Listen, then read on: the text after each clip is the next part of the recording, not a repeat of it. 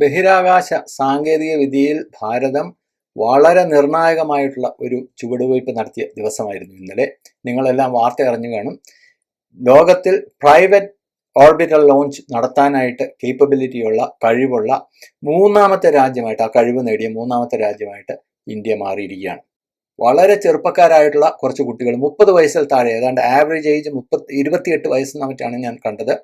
അങ്ങനെയുള്ള കുറച്ച് ചെറുപ്പക്കാരെ ചേർന്ന് തുടങ്ങിയ ഒരു private startup, Skyroot Aerospace എന്ന് പറയുന്ന ഒരു പ്രൈവറ്റ് സ്റ്റാർട്ടപ്പാണ് ഈ അതിഗംഭീരമായിട്ടുള്ള ഒരു നേട്ടം രാജ്യത്തിന് നേടിയെടുക്കാനായിട്ട് സാധിച്ചിട്ടുള്ളത്. 100% ഭാരതത്തിൽ തന്നെ വികസിപ്പിച്ചെടുത്ത സാങ്കേതിക വിദ്യ, 100% ഭാരതത്തിൽ തന്നെ വികസിപ്പിച്ചെടുത്ത വിക്രം-1 എന്ന് പറയുന്ന റോക്കറ്റ് പഥ ഭൂമിയുടെ ഭ്രമണപഥത്തിൽ സാറ്റലൈറ്റ്സ് ലോഞ്ച് ചെയ്തിരിക്കുകയാണ്. സക്സസ്ഫുൾ ആയിട്ട്, വിജയകരമായിട്ട് ഭൂമിയുടെ ഭ്രമണപഥത്തിൽ എത്തിച്ചിരിക്കുകയാണ്. ഇത് വളരെ സന്തോഷകരമായ ഒരു കാര്യമാണെന്ന് മാത്രമല്ല, ഭാരതത്തെ സംബന്ധിച്ച്, അല്ലെങ്കിൽ ഭാരതം ഭരിക്കുന്ന നരേന്ദ്രമോദി എന്ന് പറയുന്ന പ്രധാനമന്ത്രിയെ സംബന്ധിച്ച് ഇത് വ്യക്തിപരമായ ഒരു നേട്ടമാണെന്ന് കൂടി ഞാൻ പറയും. അദ്ദേഹത്തിൻ്റെ ഒരു സ്വകാര്യ അഹങ്കാരമായിട്ടൊന്നും അദ്ദേഹം അവകാശപ്പെട്ടിട്ടില്ല, പക്ഷെ അത് അദ്ദേഹത്തിന്റെ വ്യക്തിപരമായ ഒരു നേട്ടമാണ്. ഒരു മഹാനുണ്ട്, ഈ രാജ്യത്തിന്റെ പ്രതിപക്ഷ നേതാവ്, മൂപ്പരിത ഇപ്പോൾ ഈ ഡൽഹിയിലെ കോക്രോച്ചുകളുടെ സമരം, പാറ്റകളുടെ സമരം, അത് ഇപ്പുറത്ത് സോനം വാങ്ചുക്ക് പട്ടിണി കിടക്കുന്നു, നിരാഹാര സമരം, നരേന്ദ്രമോദി സർക്കാരിനെതിരെ ആഞ്ഞടിക്കാനായിട്ട് പ്രതിപക്ഷത്തിന് കിട്ടിയത് സുവർണാവസരമല്ലേ? എന്നിട്ട് ഇയാൾ എവിടെ പോയേക്ക് വരുന്നു പ്രതിപക്ഷ നേതാവ്?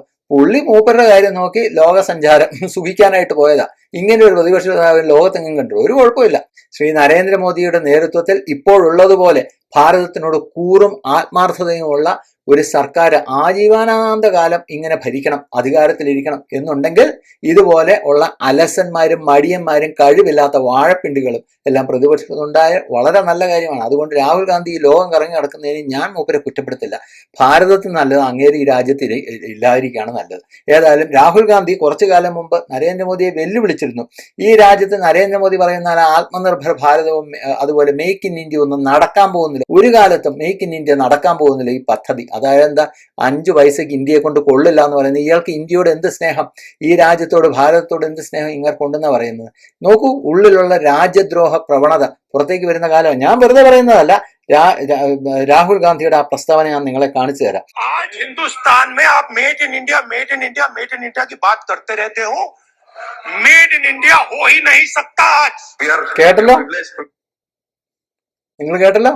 Made in India made in India എന്ന് നരേന്ദ്രമോദി ഇങ്ങനെ പറഞ്ഞുകൊണ്ടിരിക്കുന്നു. ഒരു കാരണവശാലും മെയ്ഡ് ഇൻ ഇന്ത്യ ഹോയി നൈ സക്ത, മെയ്ഡ് ഇൻ ഇന്ത്യ എന്ന് പറയുന്നത് നടക്കാത്ത സംഭവമാണെന്ന്. ഇയാളാണോ രാജ്യസ്നേഹി? നരേന്ദ്രമോദിയെ അധിക്ഷേപിക്കല്ല, ഈ രാജ്യത്തെ അധിക്ഷേപിക്കുകയാണ്. അങ്ങനെയുള്ള രാജ്യദ്രോഹ പ്രസ്താവനയ്ക്ക് നല്ല ചുണയുള്ള ചെറുപ്പക്കാരായിട്ടുള്ള കുട്ടികൾ ഇന്ന് രാഹുൽ ഗാന്ധി മറുപടി കൊടുത്തിരിക്കുകയാണ്. അതുകൊണ്ട് ഇന്നത്തെ ഭാരതത്തിന്റെ നേട്ടം എന്ന് പറയുന്നത് രാഹുൽ ഗാന്ധിക്ക് ഒരു slap in the face, tight slap in the face, അദ്ദേഹത്തിന്റെ കരണത്ത് കിട്ടിയ ശക്തമായ ഒരു അടിയാണ്, ഒരു പ്രഹരമാണ്. അത് നടത്തിയ രാജ്യത്തെ മിടുമിടുക്കന്മാരായിട്ടുള്ള ഈ ചെറുപ്പക്കാരികളുമായിട്ടുള്ള ഈ ശാസ്ത്രജ്ഞന്മാരെ ഞാൻ അഭിനന്ദിക്കുന്നു. എന്നിട്ട് ഒരു നാണവുമില്ലാതെ ഇപ്പൊ ഈ കുട്ടികളെ അഭിനന്ദിച്ചിരിക്കുന്നത് ഇതേ രാഹുൽ ഗാന്ധിയാണ്. ഈ അനുമോദനമൊക്കെ വെറും പ്രഹസനമാണ്, തരിമ്പും ആത്മാർത്ഥതയില്ലാത്ത അനുമോദനമാണെന്ന് നമുക്കറിയാം. പഴയ പ്രസ്താവനയുണ്ടല്ലോ, നരേന്ദ്രമോദിയെ കൊണ്ട് ഒന്നിനും കൊള്ളില്ല, ഇവിടെ മെയ്ഡ് ഇൻ ഇന്ത്യ ഒന്നും നടക്കാൻ പോകുന്നില്ല, മേക്ക് ഇൻ ഇന്ത്യ ഒന്നും നടക്കാൻ പോകുന്നില്ല എന്നുള്ള ആ പ്രസ്താവന പൊളിഞ്ഞു വീണതിലുള്ള ജാള്യത മറയ്ക്കാനുള്ള വെറും ഒരു മുഖംമൂടി മാത്രമാണ് ഇപ്പോഴത്തെ അനുമോദനം. നിങ്ങൾ നോക്കൂ, മോദി വിരോധമാകാം, അതിനൊന്നും പ്രശ്നമില്ല. പക്ഷേ ഈ നിങ്ങളുടെ മോദി വിരോധം എന്ന് പറയുന്നത് പല ആളുകളും അവരുടെ രാജ്യദ്രോഹ പ്രവണതകൾക്ക് വേണ്ടി അബ്യൂസ് ചെയ്യുന്നു.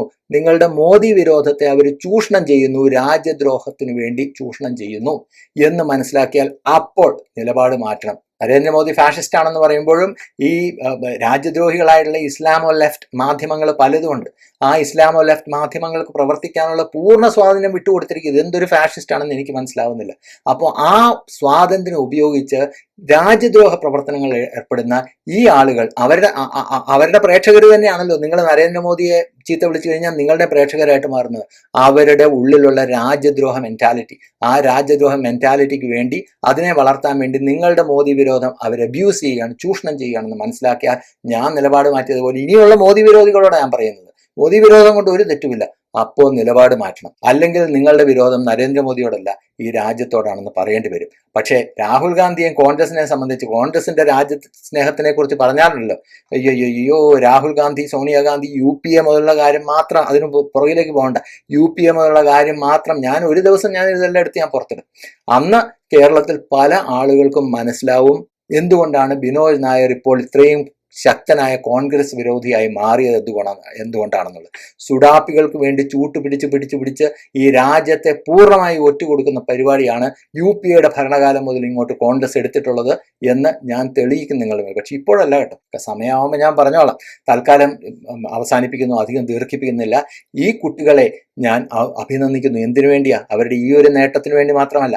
നരേന്ദ്രമോദി എന്ന് പറയുന്ന പ്രധാനമന്ത്രി പറഞ്ഞ മെയ്ഡ് ഇൻ ഇന്ത്യ എന്ന് പറയുന്നത് യാഥാർത്ഥ്യമായി, അത് ഇത്രയും മനോഹരമായിട്ട് ഇത്രയും ബ്രില്യൻസോടുകൂടി യാഥാർത്ഥ്യമാക്കിയതിന് പേരിൽ മാത്രമല്ല, രാജ്യവിരുദ്ധമായി സംസാരിക്കുന്ന ഈ രാജ്യത്തെ പ്രതിപക്ഷ നേതാവിന്റെ മുഖത്ത് ഇത്രയും നല്ലൊരു അടി കൊടുത്തതിന് ഞാൻ ഈ കുട്ടികളെ അഭിനന്ദിക്കുന്നു എന്ന് പറഞ്ഞുകൊണ്ട് ഞാൻ അവസാനിപ്പിക്കുന്നു. Thank you. ജയ് ഹിന്ദ്.